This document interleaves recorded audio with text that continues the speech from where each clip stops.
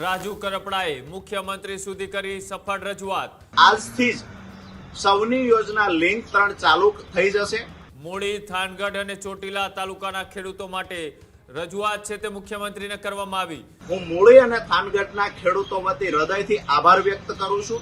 વરસાદ ખેંચાવાના કારણે ખેડૂતોમાં અત્યારે ચિંતા વ્યાપી રહી હોવાની વાત પણ રાજુ કરપડાએ કરી। તમામ જળાશયો આજે સુકાયા છે। આગામી દિવસોમાં પણ જ્યારે પણ જરૂર પડશે ત્યારે મંત્રીશ્રી અને મુખ્યમંત્રીશ્રી કાયમી ધોરણે સહયોગ આપતા રહેશે એ પણ ખાતરી આપી છે। આ જ પ્રકારની તમામ અપડેટ જોવા માટે ન્યૂઝરૂમ ગુજરાતને લાઇક, શેર અને સબસ્ક્રાઇબ કરવાનું ભૂલતા નહીં।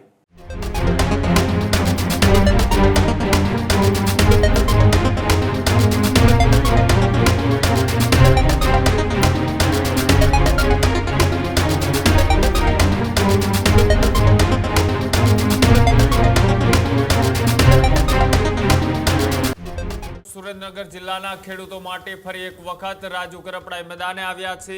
સુરેન્દ્રનગર જિલ્લાના ખેડૂતો માટે આ મોટા સમાચાર કે જ્યાં રાજુ કરપડાએ મુખ્યમંત્રી સુધી કરી સફળ રજૂઆત।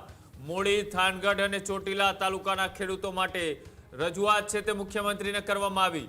વરસાદ ખેંચાવાના કારણે ખેડૂતોમાં અત્યારે ચિંતા વ્યાપી રહી હોવાની વાત પણ રાજુ કરપડાએ કરી।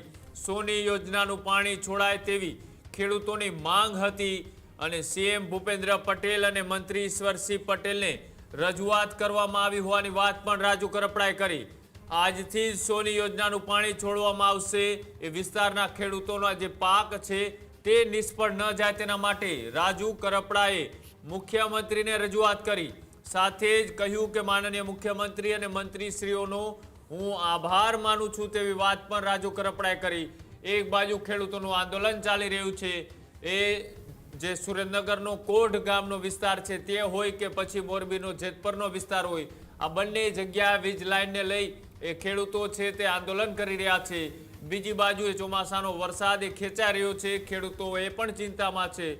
તેની વચ્ચે રાજુ કરપડાએ પોતાના વિસ્તારના ખેડૂતોને હાલાકી ના પડે તે માટે સોની યોજનાનું પાણી છોડાવવા માટે રાજ્યના મુખ્યમંત્રીને રજૂઆત કરી હતી ને ત્યારબાદ રાજુ કરપડાએ શું કહ્યું આવો એ પણ જોઈએ।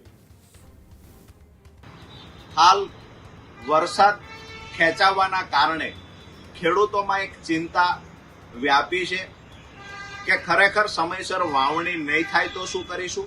પશુપાલકોમાં પણ ચિંતા છે કે તમામ તળાવ અને ચેકડેમોની અંદર પાણી ખાલી થયા છે, તમામ જળાશયો આજે સુકાયા છે।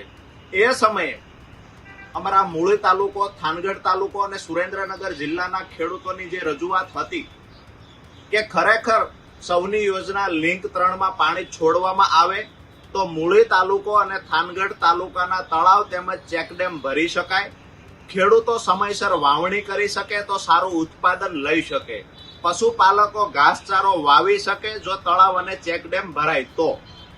ગઈકાલે માન્ય મુખ્યમંત્રી શ્રી ભૂપેન્દ્રભાઈ પટેલ અને માન્ય મંત્રી શ્રી ઈશ્વરસિંહ પટેલને આ મુદ્દે અમે રજૂઆત કરી। રજૂઆત કરતાની સાથે જ ગઈકાલે અધિકારીઓને સૂચના આપવામાં આવી અને આજની તારીખ એટલે કે 17/6/2026 રોજ આજથી જ સૌની યોજના લિંક 3 ચાલુ થઈ જશે અને સ્કાવરવાલથી તળાવ તેમજ ચેકડેમ મૂળી તાલુકાના અને થાનગઢ તાલુકાના ભરવામાં આવશે। આ તકે ખાસ કરી માન્ય મંત્રીશ્રીનો હું મૂળી અને થાનગઢના ખેડૂતો વતી હૃદયથી આભાર વ્યક્ત કરું છું। ખેડૂતોને સમયસર વાવણી થઈ શકશે, પશુપાલકોને પશુઓ માટે ઘાસચારાનું વાવેતર થઈ શકશે અને ખેડૂત સારું ઉત્પાદન લઈ શકશે। એટલે તમામ ખેડૂતો વતી ફરીથી માન્ય મંત્રીશ્રીનો આભાર માનું છું અને જ્યારે પણ જરૂર પડે ત્યારે સિંચાઈના પાણી મુદ્દે આગામી દિવસોમાં પણ જ્યારે પણ જરૂર પડશે ત્યારે મંત્રીશ્રી અને મુખ્યમંત્રીશ્રી કાયમી ધોરણે સહયોગ આપતા રહેશે એ પણ ખાતરી આપી છે।